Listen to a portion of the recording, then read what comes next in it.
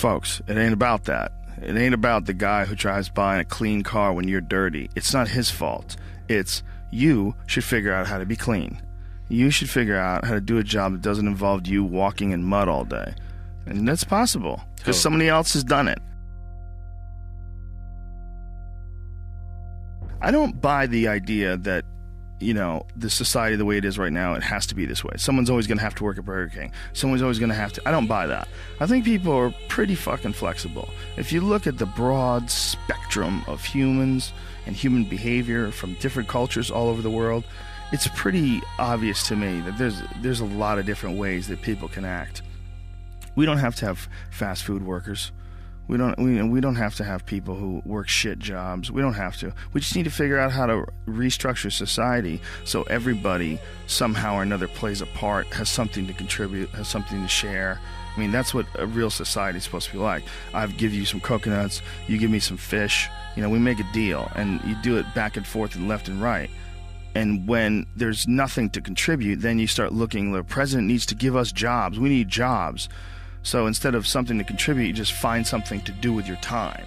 And then it becomes about doing that more than it becomes about finding something to contribute. So society gets wrapped around becoming a part of a machine. Society, instead of becoming a bunch of individuals that are expressing themselves in unique ways, and everybody sort of borrows and shares and sells this and you sell that, and we all sort of figure out how we can contribute in a society, we got sidetracked and diverted into these boxes that they call companies and corporations, and we got stuck into these containers that they call cubicles or offices, and we got forced into this system. So our time, instead of it being invested in making pottery or fixing cars or doing something where you have a passion or you have some sort of a connection to, instead of that, you've sold your life to sit in a box and work for a machine, an uncaring machine that demands productivity. It doesn't understand you. It doesn't want to understand you.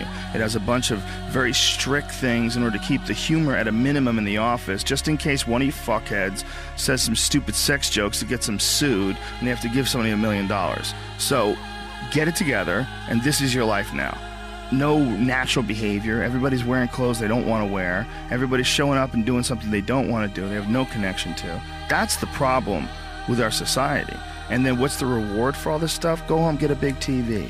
Go home, you're going to get a shiny belt buckle. You're going to get a nice purse. You're going to wear shoes that you couldn't afford last week. You're going to get that dream car. And every week we're chasing down this new object. And every week we're trying to fill this hole in this sad shadow of a life that we've been left with after work.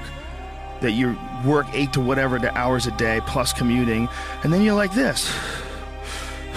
And that's your life. That's your real fucking life. All that other stuff is not your life anymore. All that other stuff is work.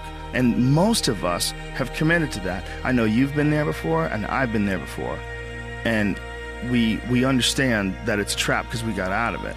But for the people that are in it, a lot of times they don't even understand it's a trap. They just think it's a good job. They think they got dental.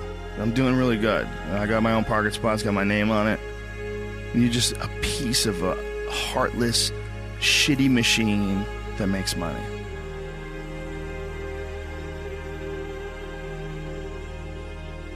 But don't you think you have to go through all that just to figure out what you want to do? Because no, I mean, I think I did, but I don't think you have to. Look, I did, but when I became a comedian when I was 21, I was 100% convinced that I was going to be a stand-up comedian for the rest of my life. Like, I didn't need to worry about what was next.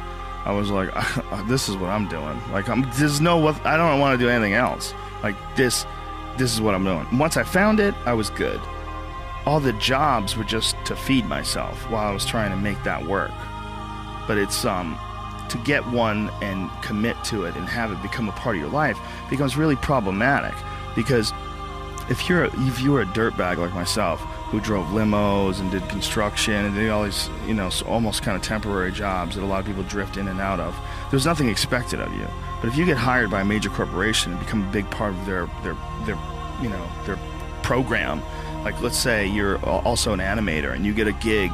Like I have a friend who was an illustrator, and he was working for Nickelodeon, and he got fired, and he was panicking, and he was like, shit, I don't know what the fuck to do.